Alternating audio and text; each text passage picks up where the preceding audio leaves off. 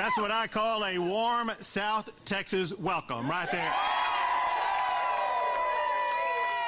And to the mayor, I want to say it's an honor to be in your town to celebrate this incredible night right here in McAllen, Texas. Listen, I want to start out by thanking the most important person to me, and that is the fabulous First Lady of the great state of Texas, my wife, Cecilia Abbott.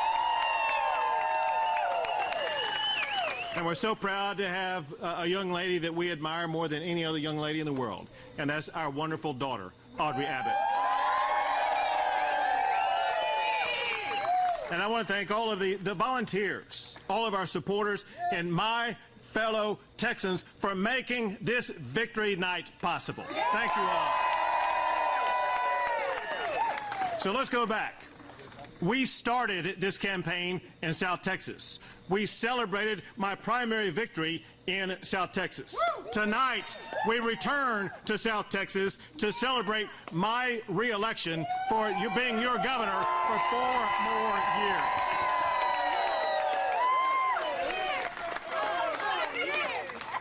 And to be clear about this, we planted our flag in South Texas, and we showed America that South Texas is now electing Republicans to office in our great state. Right before coming out here, the numbers stayed the same, and I think they will stay the same. I'll be able to tell you something that's never been said before. The ground on which you are standing right now is now going to be represented for the first time by an Hispanic Republican woman, Monica de la Cruz.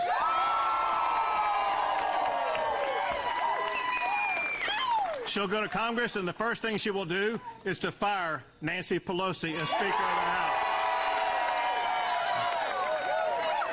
But it's bigger than that, because Republicans that we endorsed were elected from Nueces County to Cameron County, Hidalgo County, and all the way over to Terrell County on the border, and counties in between. So I want to say tonight, congratulations to the next generation of Republicans who were elected tonight. They will be tremendous representatives at whichever level they serve.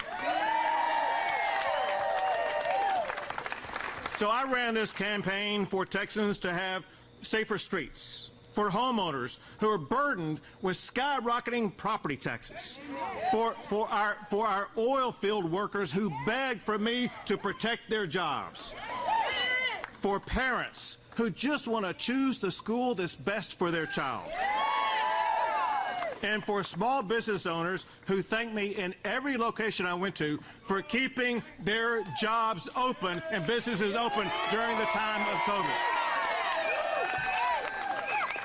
I ran for the farmers and ranchers down here on the border who pleaded for a more secure border in the state of Texas. And I ran for the thousands of Texans who came up to me and they said, "Governor, just keep Texas, Texas."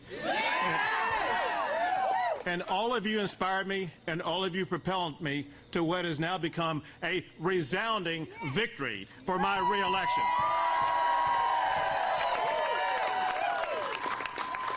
So now it's time to go to work for all of those people as well as for all Texans. And it starts by keeping Texas as the #1 state for the best economy in America and the #1 state for jobs. We must tap into our $27 billion budget surplus and use that to give our property owners the largest property tax cut in the history of Texas. We must fight against Joe Biden's war against oil and gas and keep Texas #1 for oil and gas production in the United States of America. We must also strive for excellence in education. Now, we already rank #1 for the number of blue ribbon schools, as well as we have one of the highest high school graduation rates in America. Also, since I was elected governor to begin with, Texas has become the #1 state in America for the most Tier 1 research universities. But more must be done to improve our math and reading scores. More must be done to improve college graduation rates, as well as to provide skill job training that leads to good jobs. But we must never forget our schools are for education, not for indoctrination. Schools must stop pushing political agendas and get back to teaching the fundamentals of math and science and reading. But more important than all of that, our students need to be taught why and how the United States of America began with literally nothing and went on to become the best country in the history of the entire world. That is what they need to be taught. And we have no doubt some people here tonight who did their share to keep America strong with the mightiest military in our history. If you have ever worn the uniform of the United States military, would you wave your hand so we can see you and thank you for your service? And we have others who serve among those numbers, and that is those who serve in the Texas National Guard. Wave your hand if you're part of our troopers.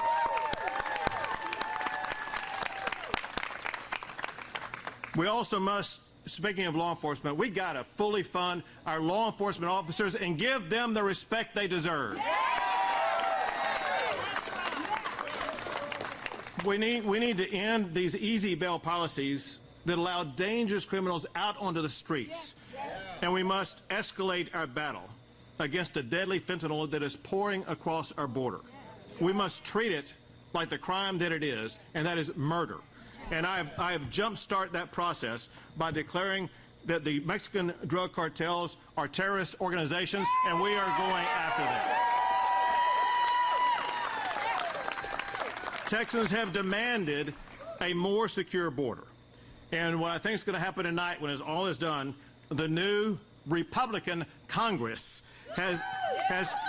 they have promised to do their job to secure the border. We must hold them to their promise. They must reinstate the Remain in Mexico policy and go back to building our border wall. They must reimburse the state of Texas for every penny that we spent doing the federal government's job to secure the border. And they should defund the 87,000 IRS agents that Joe Biden tried to put in place, and use that money to hire 87,000 Border Patrol agents so they can secure our border. Speaking of which, we have tonight with us some members of the National Border Patrol Council. Wherever you guys are, they're over here. Thank you guys for what y'all are doing on the border. We appreciate you guys.